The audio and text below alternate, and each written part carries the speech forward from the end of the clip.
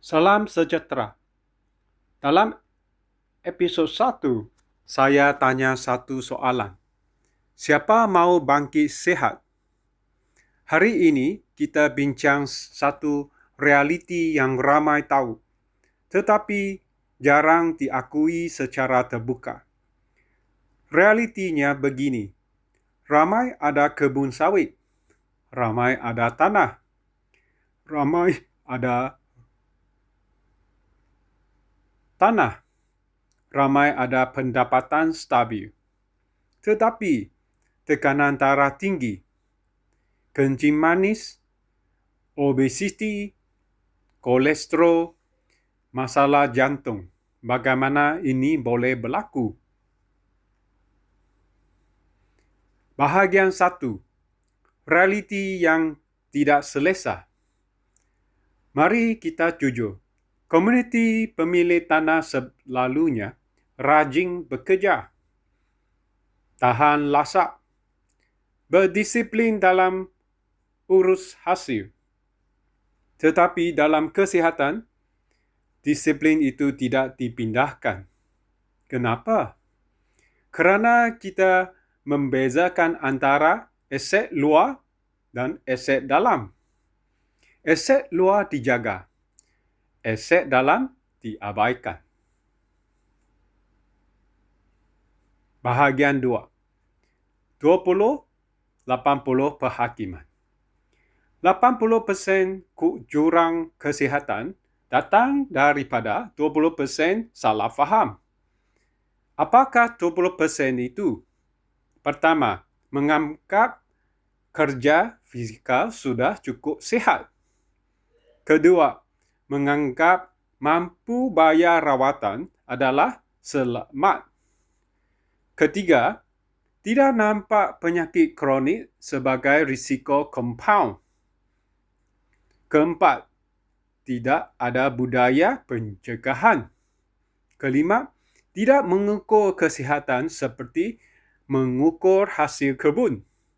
Itu sahaja. Jika 20% ini diperbetulkan, 80% trajektori masa depan akan berubah. Bahagian ketiga. Kenapa generasi pemilik tanah kurang kesedaran pencegahan? Mari kita kupas secara struktur. Pertama, mereka dibesarkan dalam budaya survival. Generasi lama fokus kepada cari tanah, stabilkan ekonomi, keluar daripada kemiskinan. Kesihatan bukan keutamaan. Keutamaan adalah survival. Apabila ekonomi stabil, mindset tidak semestinya berubah. Kedua, kerja keras disalah anggap sebagai kesihatan.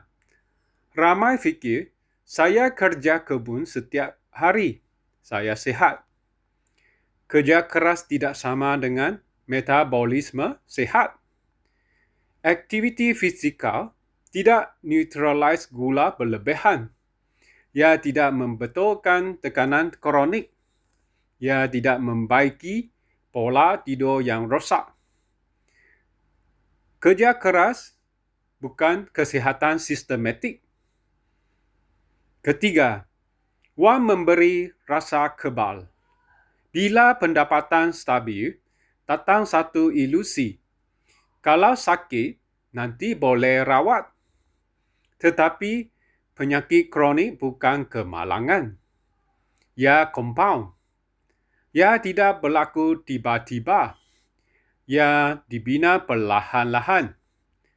Dan rawatan selalunya kawal, bukan pulihkan sepenuhnya. Keempat, tiada KPI kesihatan. Dalam kebun, ada hasil per hektar. Kanda baja, kos operasi. Tetapi dalam kesihatan, tiada bacaan tekanan berkala, tiada pemantauan gula berkala, tiada struktur nutrisi. Apa yang tidak diukur, tidak akan diurus. Kelima, status sosial lebih penting daripada biologi. Rumah besar memberi status. Kereta baru memberi pengiktirafan. Kesihatan, tiada siapa puji. Budaya yang memberi ganjaran kepada simbol luar akan mengabaikan struktur dalaman. Bahagian keempat. Wang tidak otomatik beri kesihatan. Ini ayat yang perlu difahami. Wang boleh beli rawatan. Wang tidak boleh beli disiplin. Wang tidak boleh beli metabolisme sihat. Wang tidak boleh beli masa yang hilang. Kesihatan bukan fungsi pendapatan. Ia fungsi struktur harian. Bahagian 5. Infrastruktur yang hilang.